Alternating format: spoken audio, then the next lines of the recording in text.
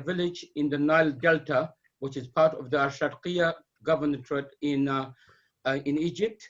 And at a very young age, he memorized the Quran by heart in the village religious school, which then allowed him to join the Zaqaqiq Religious Institute, which is one of the biggest institutes of Al-Azhar University.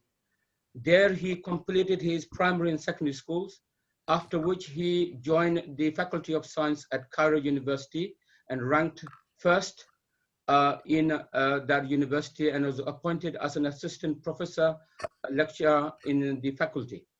Afterwards, the professor won a scholarship to study at Cambridge University in the 60s. And over there, he was also given teaching opportunities whilst in Cambridge.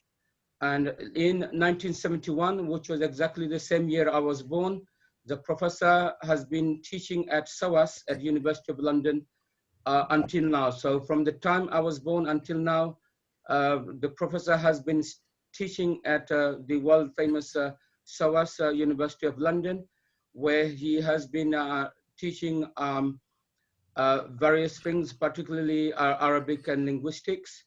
And he is continues to still lecture there, and he is the professor of Islamic Studies, and he is also the editor of the Journal of Quranic Studies. In 2004, he published his translation of the Quran, published by the Oxford University Press, which the professor describes as the biggest achievement of his life. He has many works to his credit. Excluding the translation of the Quran, he has continues to edit the Journal of Quranic Studies. He has several works, the latest of which is Exploring the Quran, Context and Impact. He has co-edited a work with Al-Said Al-Badawi called Dictionary of Quranic Usage. He has published in 1999 Understanding Quran Themes and Style, which is a collection of his essays, and he has entries in many, many journals and books. And a lot of this information you can find publicly, so I won't go into this. So I would just like to show you three of his works that I have in front of me. This is the 2010 edition of his translation with the Arabic text. Yes.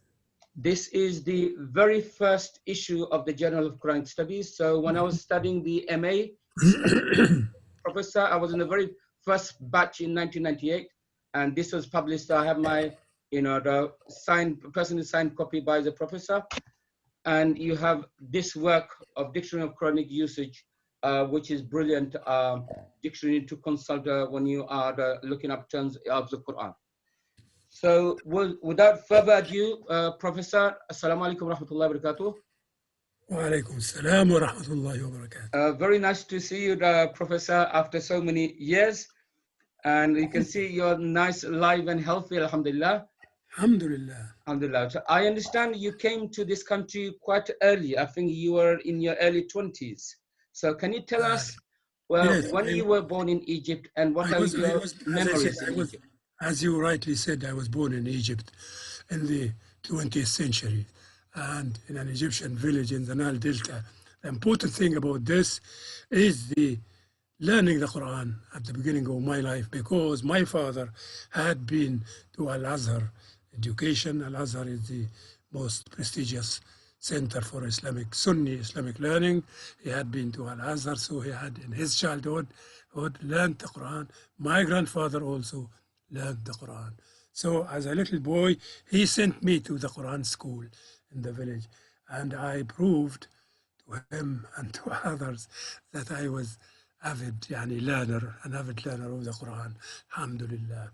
I had to learn it all by heart, and my father by that time it was decided that I would be sent to Al-Azhar school in our province, part of the main University of Al-Azhar in Cairo. One entry qualifications was learning the Quran by heart.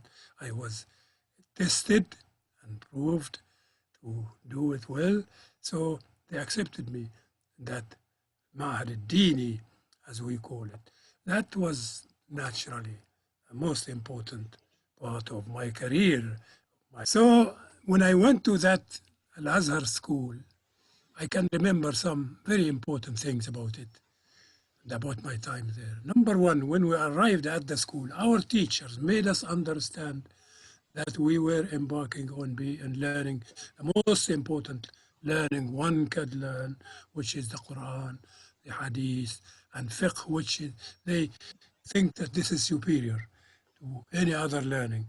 A bit arrogant maybe, but this is how we were taught at that time. This is one thing. It made us from the beginning respect religious knowledge, Islamic religious knowledge very highly. Second most important thing I remember about that schooling is that when I arrived into the class, I found that I was in a class which included three categories of people: sighted, blind, and semi-blind students, all sitting together, listening to the same class from the teachers, which is quite remarkable for that time. Nowadays, in this country, people say you should respect the disabled and show them that they are not less than anybody else. I learned that in my childhood in that school. Blind boys was sitting next to me, a blind boy. One of them happened to be from my own village, and for 9 years, he was with me all the time. I will read out from the book for him to get information. And that is what it gave me the habit of reading aloud because I was actually reading for him. We were told at that time that God has given you the great blessing of sight, so you would thank him for that by helping others who are not sighted. That was the ethics, that type of education we had. For 9 years I was there, naturally, great and extensive study of the Arabic language, grammar, and balagha, which is the rhetorics in Arabic, which is very important for the understanding of the Quran.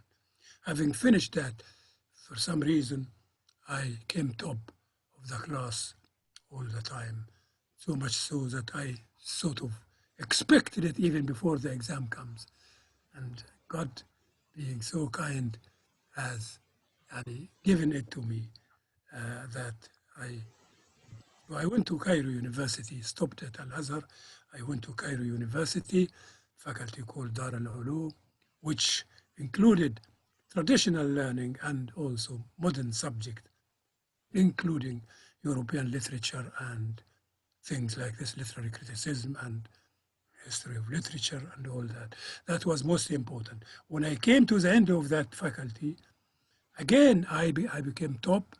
The practice that university was, and I'm sure it is still is that when you come top, you are normally appointed as what they call demonstrator in the faculty, and then you will have the chance of being sent to study abroad on a scholarship. This was remarkable.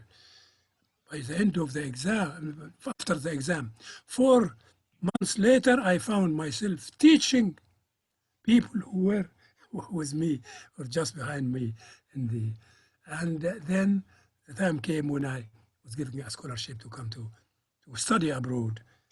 Arabic literature it was, and it so happened there was the choice of France and England. I don't know what decided for this, but Allah subhanahu wa ta'ala in his wisdom directed me towards coming to England and to Cambridge University. Arrived there with having very few words of English here and there because the education was all in Arabic, so I had to learn English from the start and work hard on this. Alhamdulillah, it went well. After 3 years during my research, they wanted someone to help with the teaching. They called it lector, language lector in Arabic. They asked the ministry in Egypt whether the minister would mind my working in that faculty as a lecturer in Arabic. The minister agreed to that. So for 5 years, I was teaching in Cambridge, but mainly Arabic language and literature and nothing else. Then I had the chance to come to SOAS in 1971, as Abdullah said, and that was, of course, a very important direction in my new Professor, before you Yes. continue about your time at SOAS, Yes. can you tell us, firstly, we are grateful to God that he directed you to come to Britain rather than France. Yes. The countless number of people. I don't know. Although in Egypt or in our language faculty, we had great respect for French learning because we had teachers who had been, who had their PhD from the Sorbonne in France, but we also had teachers from England, London University and British University. I don't remember the exact details, but it is possible that it was some of these teachers that has persuaded me to say I will go to. Then, of course, it happened. I came to England, and I have been there ever since. In London University, again, I continued teaching Arabic language and literature until sometimes during the 80s, 1980s, some important change happened in my direction. That is when I found that some teachers, some English and Western teachers who had their own subject as history or economics and so on, leaving their subject and talking about the Quran and saying about the Quran things which I certainly thought were not the correct thing to say. Then that made me sit one day and said, a great shame on me, an Egyptian young boy learning the Quran by heart in the village and reading the Quran every day, coming here to occupy myself with literature and leave the Quran for these people to say about it things which I don't agree with at all. I must say that having learned the Quran in the village, and we were tested in the Quran annually, we still have it in our mind. And my father, God have mercy on him, has made me promise him that I would read part of the Quran every day. So I do that up to now. I finish the Quran, reading the Quran in 1 month. 30 days, 30 juz, in 30 months. That is most important because unless you do this, you forget it. I can tell you this. I would advise everybody who has learned some part of the Quran, or the whole Quran, or smaller, is not to think that I'm just now hafiz and stop. Unless you revise and keep reading it, you'll find after a while that you can't. You are no longer a hafiz. So I am hafiz. Easy for me because I know it by heart. I don't have to look at the Mus'haf. And when I step out of my house in the morning, I start reading the juz. MashaAllah. In the underground, I'm reading the Quran and so on. And if I don't finish by the time I reach the university, I will do something later. This is the only way. It keeps it in your mind. It framed my mind to think of this Quranic language, which is very grand in Arabic, and it made me master this and keep it in my mind. When I speak, when I give a speech in Cairo, for instance, I do not speak in colloquial at all. I consider this below my standard of someone who knows the Quran by heart and who has studied for all these years.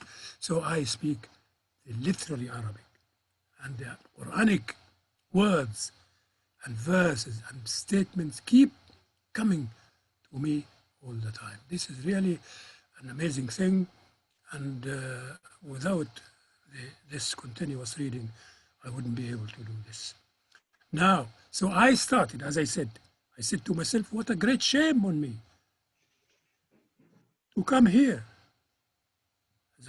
someone who reads the Quran every day, and leave that and to other people who it's not their subject at all, and they think about the Quran, which I don't agree with. So I decided to turn to the Quran. From that time onwards, it was my teaching in London University. My main teaching is the Quran in the university. And everybody knows this. I have developed a course called the Quran Language, Style, and Translation into English. We teach it in the MA Islamic Studies. I introduced a new MA in Islamic Studies, and it includes Quran, Hadith, Fiqh, theology, etc. But Quran, language, style, and translation. It made me understand the Quran more. My students love it. And my presence with my students in the class made me hit on ideas which I never thought of before. Best thing a teacher have is bright students who are able to speak up and tell the teacher, we can't understand this, or even say that you are wrong, you are not right. Only when I sit in an atmosphere like this do I really get the best ideas in my mind about the Quran. So I said from now on, it is the Quran. One thing was important. I asked a group of my students, MA and PhD students, one day, I said to them, what translations of the Quran do you read? Nearly all of them said, we do not. They did not read these translations. I said, why? He said, well, they are written in a language which we didn't learn at school and we are not using at university. It's vague and old and unclear. So one girl said her father every now and again bring a big volume to her. She looks at it, read one paragraph and put it aside on the shelf. So what I did was I translated one page and gave it to them, circulated it to them, and said, think of this. They read it. They said, well, it's better, but still, we still have this problem with this and this and this. I changed it according to their suggestions.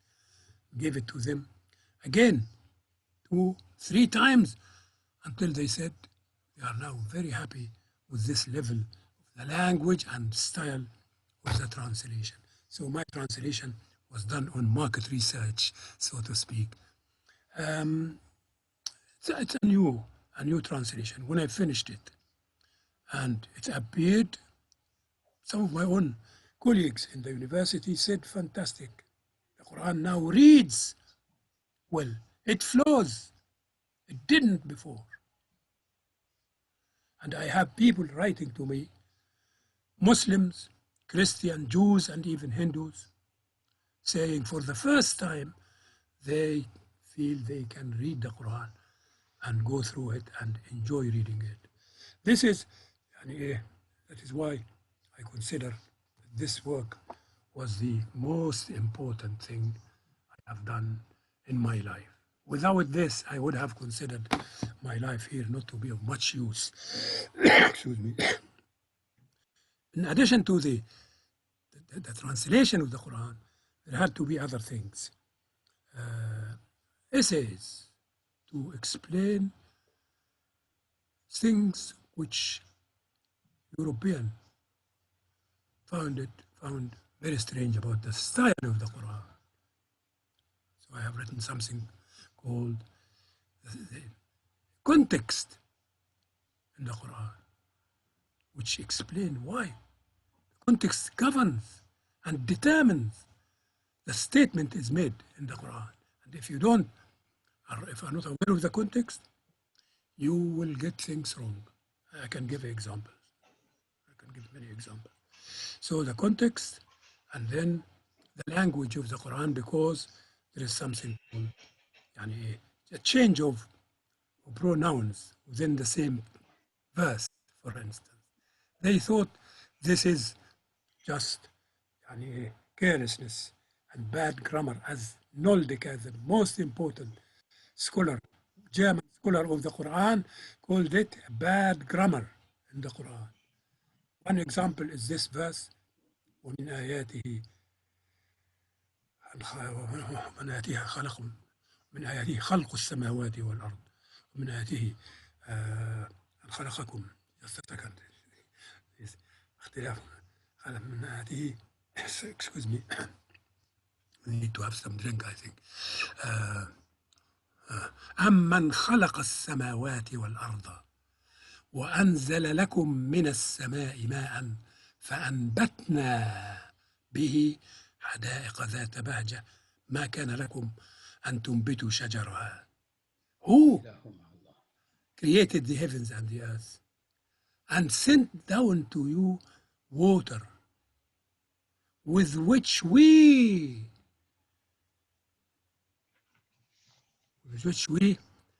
made to grow gardens of delights. You would never have been able to make them grow. So after it talks about God, who created, it says, with which we, God speaks in the first person now about himself, plural. Why? This is this balagha, or the rhetoric of the Quran. At that point, you see, who sent down water from the sky? Kuffar might say, well, the water just fall down from the sky. But then the process of making it a source for growing plants and gardens of delights, they cannot claim it for themselves. God claims it for himself as something very great, and that is why he talks about it in his plural, majesty, plural of majesty, with which فأنبتنا به حدائق ذات بهجة. That is just one small example. Change of pronoun. At the beginning of the surah, he was comparing who did this, who did that. Because they said, some of the kuffar would say there, if they had any other gods, they might say, yes, our gods have claimed it. But then, when it comes to making the water and causes the plant to grow, it is not a process which nobody else can claim, and God takes it to himself and speak about it in plural of majesty. That is one example of this, which they thought bad grammar, not aware of this. There are hundreds of examples, hundreds of this in the Quran. If we have time, maybe we can have a whole lesson on these features of the Quran, which makes a Muslim reader appreciates why it is like that. This is one. MashaAllah, this is very deep, Professor. I myself witnessed that in the MA Islamic Studies course when we went through a series of surahs and you demonstrated to us the grammatical shift and things like that, the parenthetical statements and things of like that later, which we saw featured in your translation. One of the questions I would like to ask you is, you mentioned the background to your rationale for translating the Quran, which was because of the misrepresentation by many of the non-Muslim writers, which is the very same concern that the Muslims first time ever, when they first translated Quran in English. As you know, the Quran is translated from 1649 onwards, but the Muslims first came into the scene in 1905 in British India, just for the very same reason, to counter the misrepresentation. So my question to you is, when your target is primarily the non-Muslims, how comes in your translation you haven't mentioned many footnotes or commentaries? By non-Muslim and even by some Muslim. Muslims in the South Asia have started, and they did it because they saw the Europeans, the English, producing translations of the Quran. So people like Yusuf Ali has done a very great work by translating the Quran, the first one by a Muslim, first popular one by a Muslim from South Asia. That was most important. But look at this. Look, see, for me, Muslims and non-Muslims of the Quran they have done what they could do. But still, they have their approach is not the correct one for the translation of the Quran. The most important flow in their works is the literalism. They translate verse by verse and model the statement on the Arabic language grammar. So it becomes odd. People would say, we don't say that in English. We don't say that because it is not English, it is Arabic English. That was first thing I had to do. Translate the Quran into English, not modeled on the Arabic grammar sentence pattern, because Arabic is a different language. Yes. So your translation was an idiomatic translation rather than a literal translation. Idiomatic translation, and it's made to flow because they translate verse by verse. That is wrong. You would have to show chunks of meaning together and translate them together and separate them from the others as a paragraph. There are still some people up to now translate the Quran verse by verse and from the beginning to the end of the surah. No paragraphing, nothing like that. This is wrong. The Quran says, وَمَا أَرْسَلْنَا, God says in the Quran, مِن رَسُولٍ إِلَّا بِلِسَانِ قَوْمِهِ لِيُبَيِّنَ لَهُمْ. Every messenger we sent spoke the language of his own people so that he can make things clear to them. Spoke the English language, not the Arabic English or German English or whatever. So I thought that the translation must follow this English and put the Arabic in your head, but produce English sentences. This is one thing. Then the flow of the language. Then there are so many things to be corrected. يعني the word like Hakim. Allah huwa al-Aziz al-Hakim. The Quran talks about God, Al-Aziz, the Mighty, and Al-Hakim. This word Al-Hakim occurs in the Quran more than 90 times. Every time they come across it, they will say the wise. The wise. It is not the wise. They are wrong. And I followed. When I started writing translation, because, you know, as a translator, you can't escape from everything other people have said. So sometimes you just follow the track. It is not wise. It's not wise. I have examples to show it means Ya Hakim, Yahkum. He decides, he judges. Not Hakim, he's a wise person who is clever or whatever. No. So this is just one. 90 times I had to change it. This is one thing.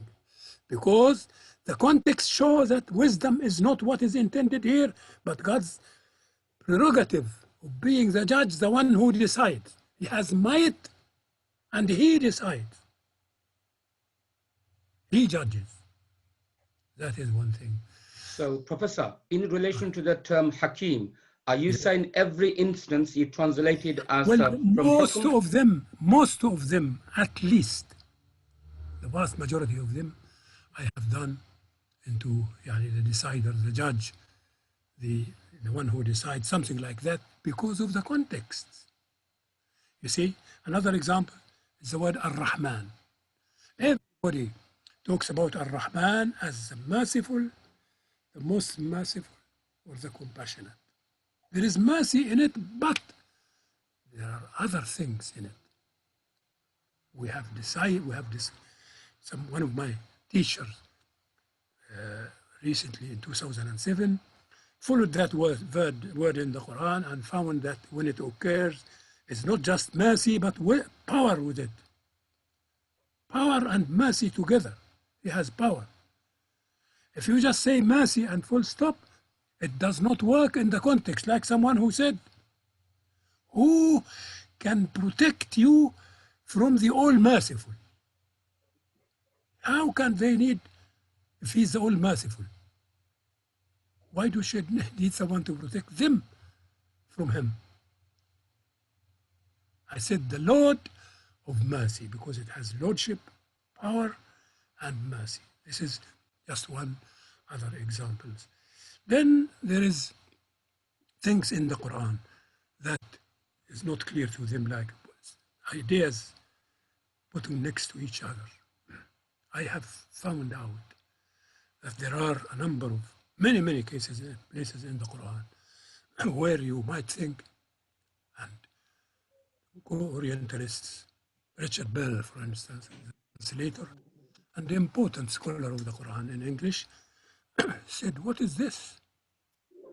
You see, talking about prayer like that suddenly in a subject when he was not talking about the prayer at all. The Quran has been talking about divorce and God advising men and women when if they happen to come to divorce to do it amicably, to be merciful, to attaqullah, and remember that God will reward those who are muhsineen in what they do. After 2 pages of this, all of a sudden says, حافظوا على الصلوات والصلاة الوسطى وقوموا لله قانتين. Keep up the prayer. One verse or 2 verses here, and then it goes back to talking about divorce. Why should prayer come here? It is certain to me that the Quran is saying to these people when they sit and argue bitterly with each other, themselves and their families, say to them, pause for a while and do the prayer together. And this is what happened. I was alerted to this by what happened in our village. When people, 2 families want to discuss a matter like this, they agree to meet after Asr prayer. First, they do the Asr prayer together, stand next to each other and finish the prayer by saying, Assalamu alaikum, Assalamu alaikum. They are in a better mood to go back and continue the discussion. So that is what Bell and many would consider chaotic in the Quran is something most important, has its own rhetoric, its own impact. This is what I have to do. This is what I need to do more of. Very interesting. Professor, when we were studying the course with you, you gave us an example of Ayatul Kursi, which is the most repeated verse of the Quran. It comes in between 2 verses of spending. So can you explain that? Yes. The Quran started at the end of, towards the end of Surah Al-Baqarah. After dealing with any subject, it turns to charity and being charitable and spending in charity for the cause of God. يا أيها الذين آمنوا أنفقوا مما رزقناكم من قبل أن يأتي يوم لا بيع فيه ولا خلة ولا شفاعة. All you who believe. This is very good. It reminds them that they are believers. God is testifying that they are believers. يا أيها الذين آمنوا أنفقوا. Give in charity of what we have provided for you. You see? It doesn't say from your money. It says from what we, once again, the plural of majesty, what we have provided for you. ما رزقناكم. Before a day come when there is no power, no trading, no friendship can help, and no one can intercede. Okay? The most following this immediately, it says, Allahu la ilaha illa huwa al-hayyu al-qayyum, and gives this very great pictures of the majesty of God. Why? What else can make them listen and obey? The Quran does it when it feels that these people will find it difficult to follow the teaching.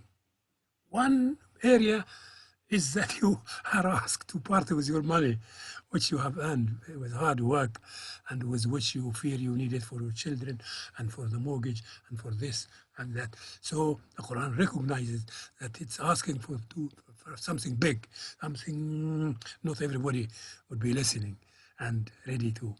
So it comes with this fantastic, majestic pictures about God. Ayatul Kursi with his supreme وسع كرسيه السماوات والأرض. His throne encompasses all the heavens and the earth, and it doesn't tire him to protect, to guard them both. وهو العلي العظيم. He is the highest, the greatest, majestic. So by to give you this, make you listen to it and feel it, it will make you more likely to put your hand in your pocket and give away something to this or that. It is the enablers, I call this, such. See, the prayer in the middle of divorce, I call it an enabler. It enables you to obey.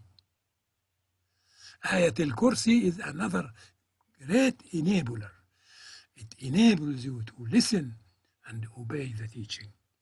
That's how we, I can tell you about Ayat al-Kursi. Some Christians in America have said, why? This is a great picture, putting it in the middle of junk. That's what he said, not realizing why it is there. So context is key. There. Professor, we saw throughout your analysis, you are employing this device, Al-Qur'an yufassiru ba'dahu ba'da. The Quran explains itself. That's the main tool of analysis you have employed. Can you tell us a bit more about some of the main works of reference of Tafseer, classical and modern, that you have used? In Tafseer, if you know Arabic, the best I consider, this is my own judgment, is that someone called Fakhruddin al-Razi, who is a great philosopher and a jurist and distinguished linguist together. He has written a huge tafsir in 16 volumes. Each volume is divided into 2 parts. He includes sometimes, he goes on sometimes. فيه كل شيء. Explanation about language or about issue of fiqh and so on. Some people said at his time that it includes everything, but not tafsir. I would say it included tafsir and everything else. فيه كل شيء والتفسير. He's the greatest. His understanding of the Quran. People look at they have an atomistic views of tafsir. They look at words, an atom, and at single verses. They lose the general picture. Razi is a philosopher. And he will come and say, in some Quran, I remember in some surah, he said, at the beginning of the surah, there are 9 stories in this surah from the beginning to make you see the whole picture, not just little words which you explain lexically or grammatically and so on. He is the greatest. Others, of course, there is something called Zamakhshari, who has the finest sense of the rhetorics of the Quran. He was in about the 6th centuries. Razi is in the 7th century of the Hijrah. These are 2.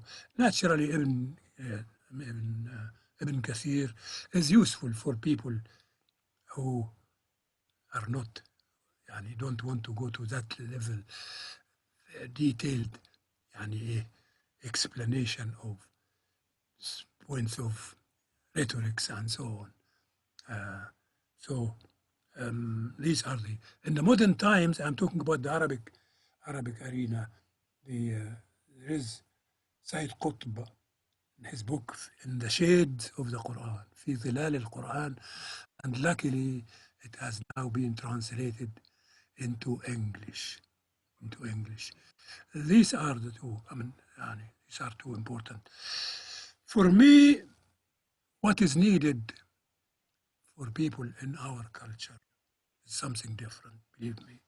We need a tafsir which, for our time, for a Muslim living in a non-Muslim, modern 21st century education, and so on. These mufassirin of the past had their own time and preoccupation. Sometimes they did it like that because their students were students of language, grammar, rhetoric, and they expected that. This is not our concern. We need a translation. We had, alhamdulillah, we had now a translation of the Quran, which many people said is very good, very satisfactory, great. But we still need tafsir written for Muslims in the 21st century living in a non-Muslim society. That's what is needed, and to satisfy their curiosity about what is to be said about the surah and its arrangements, and explain why this is expanded here and shortened there and so on. Because people here who have been to school, state schools, their mind is framed thinking that way. We'll have to. It's no good thinking that any imam, with all due respect to the imams, will sit and get an tafsir from the past and read and think that this is satisfactory. It is not. We still need a tafsir. We still need a tafsir of what I've been talking about. We still need so many things that should be done about the Quran. Muslims in this country should know this. Even if Muslims in other countries don't help, we should do it here and contribute to educating bright young Muslim boys and girls who goes to state school.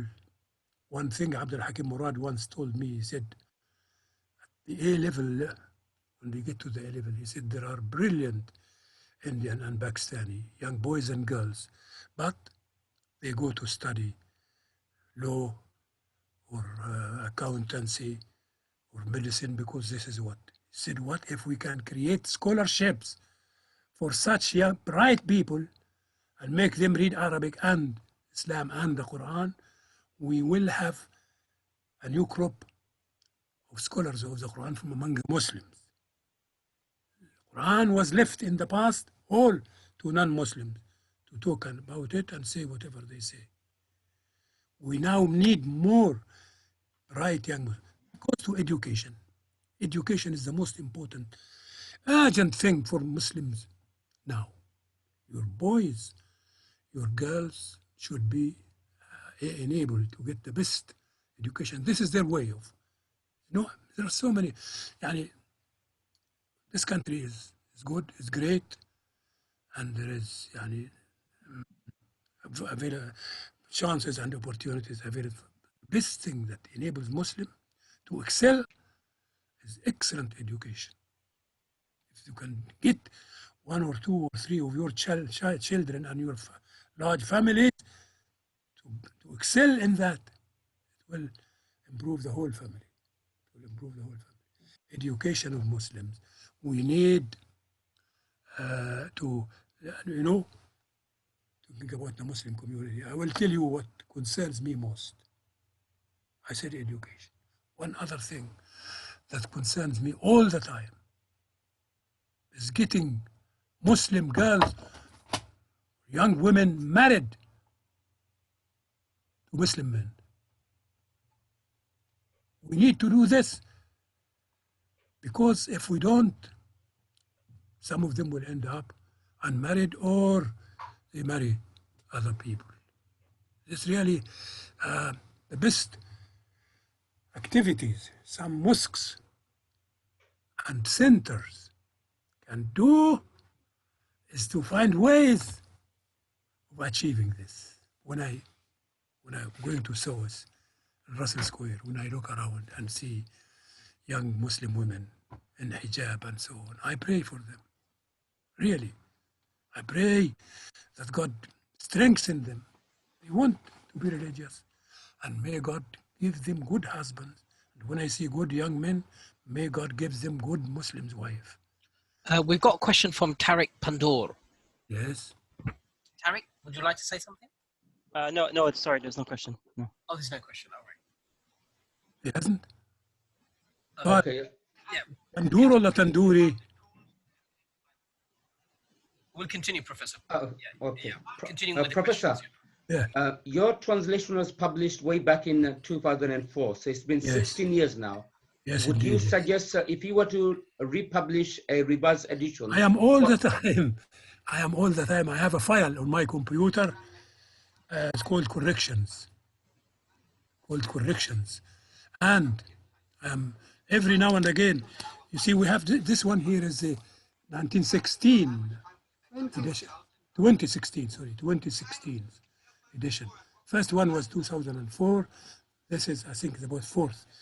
All the time, but sometimes I correct. Some people write to me and say, there is one mistake about the number of the verse.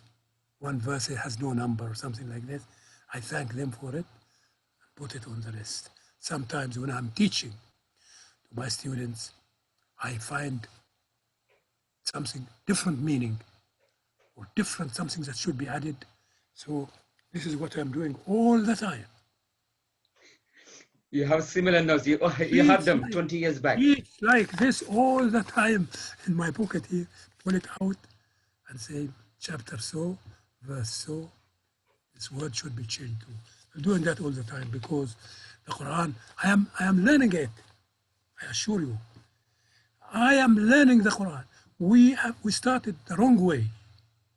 We need to sit and say how to learn, how to read the Quran. Sometimes I say, well, I feel angry with myself when I say, well, am I waiting until the 20th of April 2020 to realize that this is the meaning of that verse?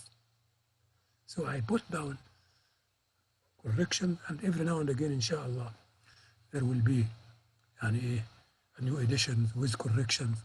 This This is a great lesson for all of us, because a lot of people think that when they accomplish something, this is the end of their education. As the learned professor has demonstrated, even when I was in his class way back in 1998, he has this note in his pocket, and he's still having to this day. That means it's never ending. We have to continue learning.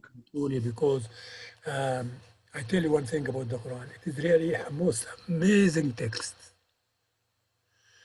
All the time, you realize new understanding, you get to a new understanding or how things connections between the verses and between the themes, most important, not just verse by verse by verse. Translating the Quran is a very serious undertaking, and so many people now say, well, I will do a translation of the Quran because it gives them a name. I've translated the Quran. They haven't asked themselves why. Why? What new things are going to, which others haven't. But some people rush and say, "I'm translating." I'm telling you, I have been reading the Quran daily for decades.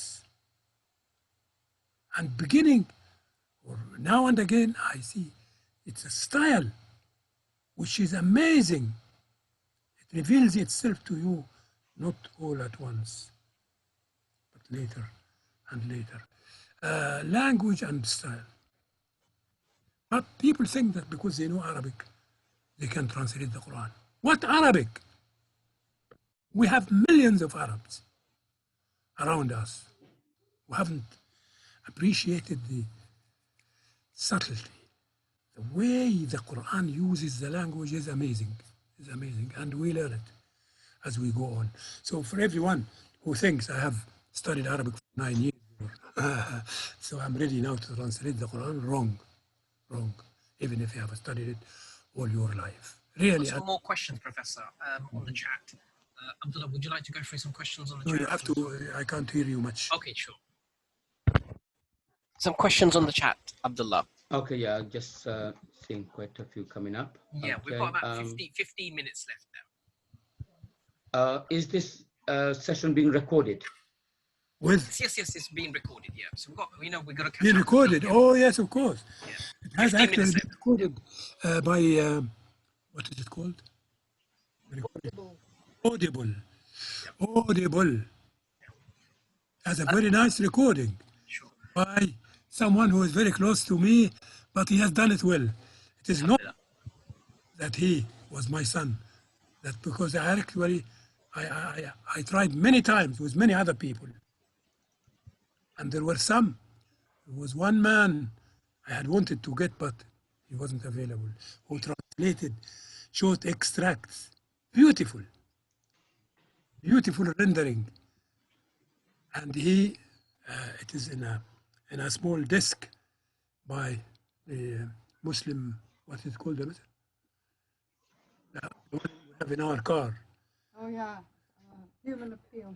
a human appeal. By human appeal, they had some verses.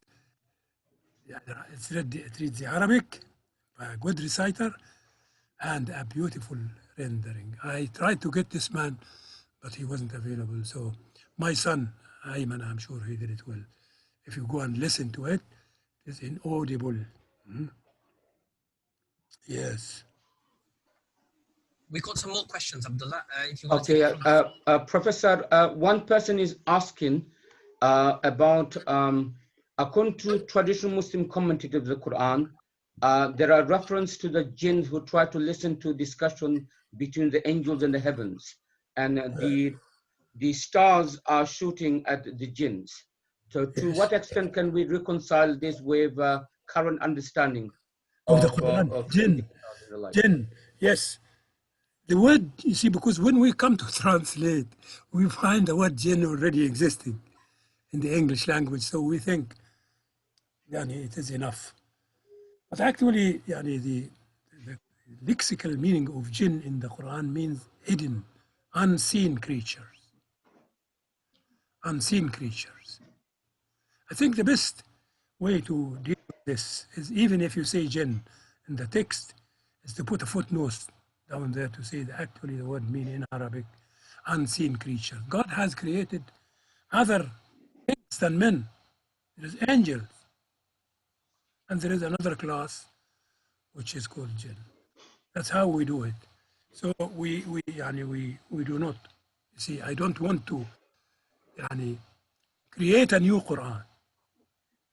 No, or a new meanings and so on. No.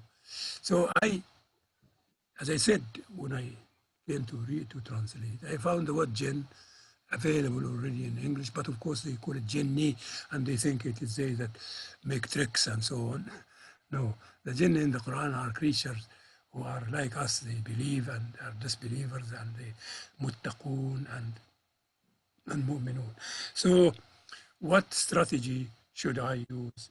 Even if I use jinn in the main text, the proper way is I will do it in the next edition, inshallah, to put a footnote.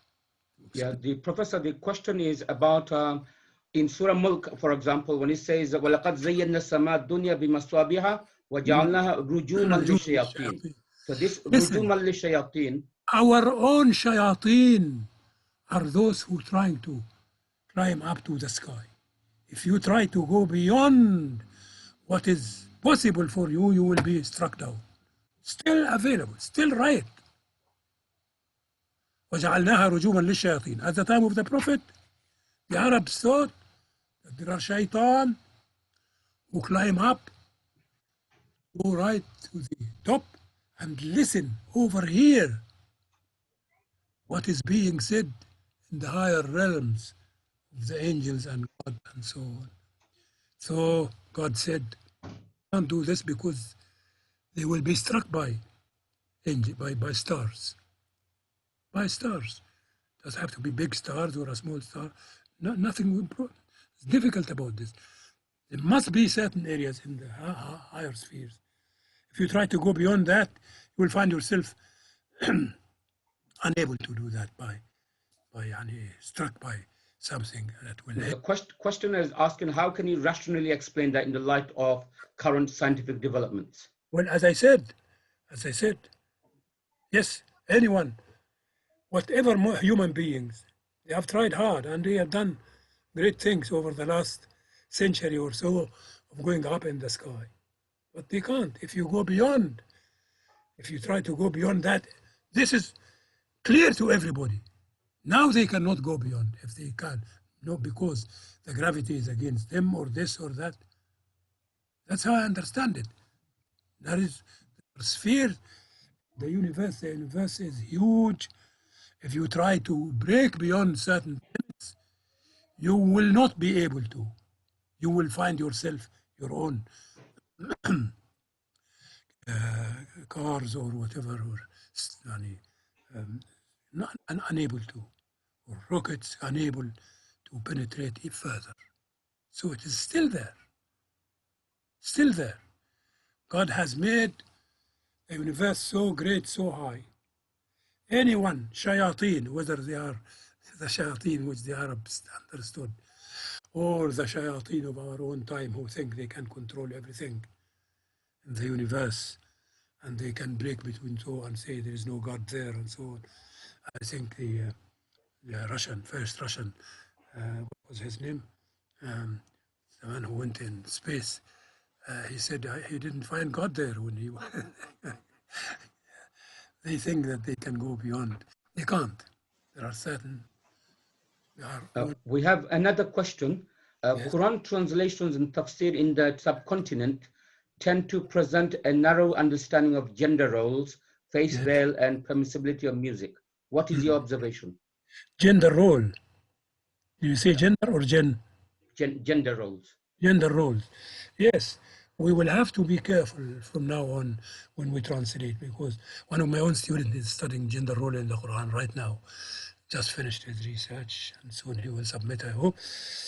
Yes, we have to, you see, because we grew up in cultures which have set ideas and set for men, for women, and so on. And we discover later that they were not. Yani, here we have, for instance, gender role. There is nothing in the Quran to say that women cannot be the head of state. There is nothing in the Quran to say that women cannot lead men in the prayer. There is nothing. So if our fuqaha up to now has been thinking that a woman cannot lead the prayer, lead men in prayer, this is because this is what they have been. For me, if she is dressed in a proper way, so as not to show any of her body, because when we look at women, they are different from us. We cannot escape feeling, and with their clothing now, that so if a woman, she's Islamic prayer has recognized that women are different than from men in certain things. So if you have a voluptuous woman, beautiful shape of the body, and standing to lead men in prayer, and anyone 1 meter away from her look and see this, they will definitely think of something other than the prayer. But I cannot. If a woman cannot be seen to be, the shape of her body is not clear, it will not distract men from prayer, and her reading of the Quran will not distract people and make them think of her lovely voice and so on. I don't see why. Or at least I can say there is nothing in the Quran to say that women should not. There is nothing in the Quran to say that women should stay at home. Nothing. The only thing was talking about the Prophet's wives. There is nothing in the Quran to say that women should speak from behind a veil or a screen. Only the Prophet's wives. At that time, when the Quran was being revealed and the Arabs, Bedouins, crude, they come and just walk into your house like that without announcing that they are here, and they just go into their house. We have seen it. They just go into. So the Prophet at one time was told that these men should not come into the Prophet's houses unannounced. And when they are invited for a meal, they should take the meal and leave. Because they go on talking, and the Prophet is embarrassed to say to them, leave now. And then it goes on to say, and if you ask the Prophet's wives, I ask think them. one of a leading question would be: do you think a woman's commentary on the Quran, if a woman was to do a tafsir on the Quran, Absolutely. would it be quite different? A woman Most- commentary on the Quran, Yeah, they have to, they must. God has given them brains. And they have done hadith. And we have already, there are many women in the Quran, from Tafseer by women. So there's nothing. Why should anybody think that women should not write a Tafsir of the Quran? I cannot understand. It is just we grew up in our culture in the Middle East and in the subcontinent thinking, and in Iran, that women should not do this. Nonsense. There is no space, no gender space in the Quran, no gender role in the Quran. It did not say women should not be the head of state. Hassan al-Turabi, a great Sudanese scholar, God have mercy on him, he said, there is nothing in the Quran, nothing in Islam to say that a woman cannot be the Khalifa or the head of state. It's just people thinking in their culture that this is. I cannot see, as I said, there is nothing in the Quran anyway to say they cannot be a head of state. sure. We got a question from Tariq Pandur. To what extent does Abdullah, would you like to read that out? Who? Tariq Pandur. I cannot hear that.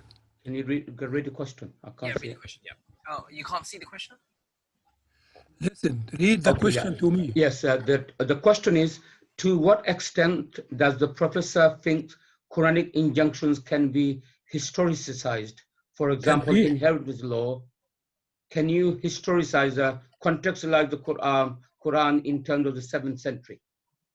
The Quran in the 7th centuries talks about God who exists in the 21st century and will So, always exist. It talks about sorry. The question is more about to what extent can we treat Quranic injunctions as specific to their time? Example, inheritance laws, for instance. Yes, Is there any scope to view them as changeable, or do we have to see them as timeless? The question is this: the Quran. Well, you can't escape the fact that the Quran was talking to a society at that time. The Quran, women did not inherit, and he made them inherit. The Quran made them inherit. At that time, the Quran, it's balanced, well balanced. It is wrong to think that women always inherit half the share of the man. It is wrong. This is only in very small number of cases. The Quran speaks of cases when men and women. If a man dies and his father and mother are still there, each of them takes a sixth. Each of them. No difference. It depends always on the number of people within a situation. And it always expects that men have responsibility of spending on others. They have to spend on their own family. A girl, if she takes half her father's share, that is for sheer pocket money for her. She can take it because her own husband would have to feed her and maintain her. She does not have to provide one penny. So she ends up in a better situation, believe me. So that is the fact that families are bigger unities than just a husband and wife or brother or a son. They are larger. There is a system of maintenance in Islamic law which imposes on men, certain things it does not impose in women. So it can make anyone say, that's fair, bearing in mind that it is wrong just to say women take half the share of the man. This has been studied in Arabic. And in the majority of cases, sometimes women inherit and the men do not inherit, or they have the same share, or they have a larger share. In some cases, they have. And it's explained by the responsibility of maintenance. Because this woman, the sister, will go to her husband to maintain her and so on. If her husband fails or dies, fails to maintain her, she can go to court and obtain an order of maintenance on her own brother. Does that answer your question, Tariq? Yeah. I mean, I was wondering where societies have changed, where the sociological situation is different. Some other people will say, what about our own situation? Yeah, modern reality now. Because it's fair to say that a woman should have the same because she might become widowed or unemployed or so on. Yes. What I mean, I am one case. I have a family. My wife, my present wife, is not the mother of my children. So I say to myself, this woman has been working all along in the house, enabling me to earn my money and so on. And my children are okay, well off and all that. So is it fair to say that she should only take 8? I can tell you what I do with this. She takes 8 in the miras. But in addition to this, I am making special pensions for her. And she will take from her own pension if I die before her. So there are adjustments. I should not be seen to violate the Quran and say, I'm not going to listen to this.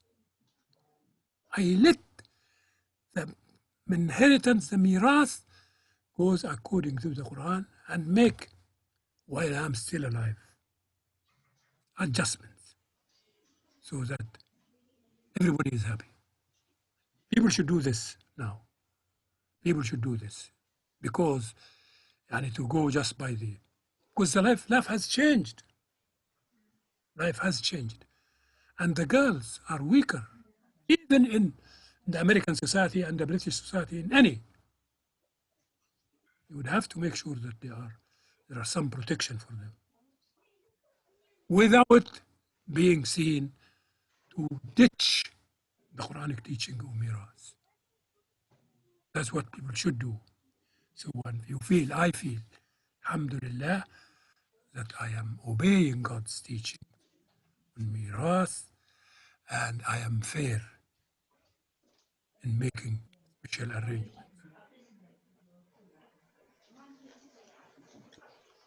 Are there any other questions? No, I can't see anymore. How about from the list? Something about the OBE. There was a question from the list about the utilizing Israeliyat in Tafseer and using it as a source of Tafseer. Yes, well, this happened in the past. That Israeliyat, some Jews became Muslims and they entered Islam with their all full knowledge of their previous tradition. So they brought it in. Some of it, there is nothing wrong. Because what does it do? It explains what the stories given in the Quran in very small details. No problem with that. If it just explains.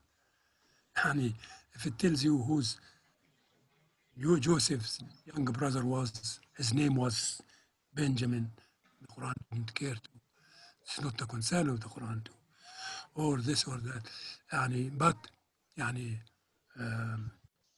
with our knowledge of the Quran now, we don't need this. It does not concerned. What the Quran was concerned about is that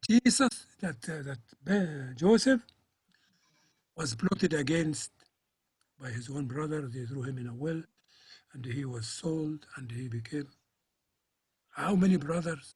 What was their names? Is nothing to the Quran. Message is there. Is explained. It's enough for us to see that Joseph was thrown like that, and God, in His protection and good planning, made him great. And what did he do? Even in prison, he was teaching the unit Tawheed, and then after that, he was doing very good things to society. That's the important thing. And at the end of his life, he has this great verse after telling his father, this is the end. Father arrived in Egypt, and he said to them at the end, this is the interpretation of the dream I saw long time ago. And then he turns to God. ربي قد آتيتني من الملك وعلمتني من تأويل الأحاديث فاطر السماوات والأرض أنت ولي في الدنيا والآخرة توفني مسلما والحقني بالصالحين. He says, Lord, my Lord, you have given me authority. You have taught me to interpret dreams. فاطر السماوات والأرض. You, creator of the heavens and the earth, be my protector in this world and in the next. Make me die as a Muslim and join me with the righteous. This is the message which the Quran is concerned, is interested in, and not. The boy was called Benjamin, and one day he got up in the morning, and his father, his brother, pushed him or said so, and he had so for his breakfast. This is all nothing to the important message of Surah Yusuf. There's a quick question here. I work with the deaf community.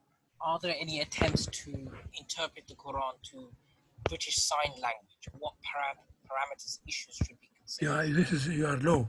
Come closer to the question. Okay, so it's about a question about British Sign Language. Sign language. Yeah. Somebody works Oh, with how deaf nice. community.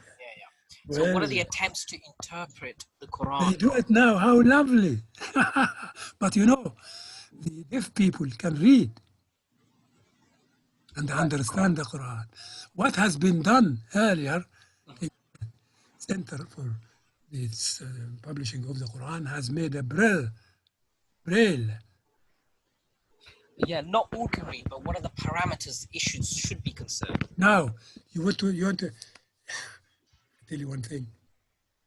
In a situation where this is the only means to get the deaf people get something of the Quran, it can be done.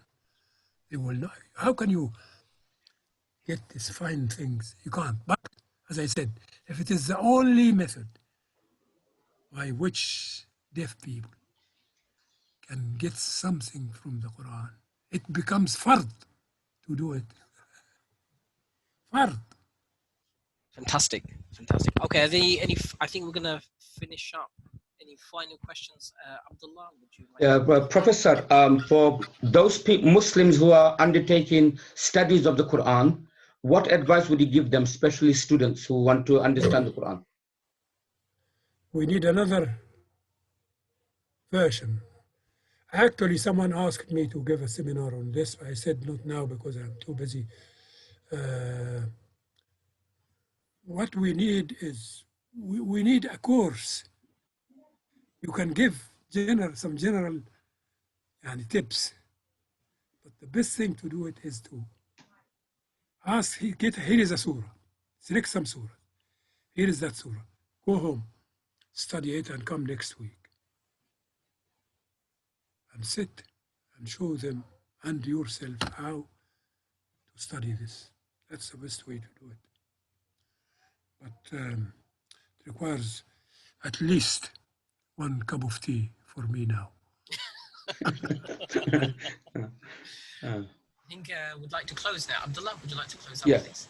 Yeah, thank you. Yeah, thank you so much, Professor Muhammad Abdel Haleem, for very exciting discussion and going into so much detail of your life and your thoughts that were previously unknown about publicly.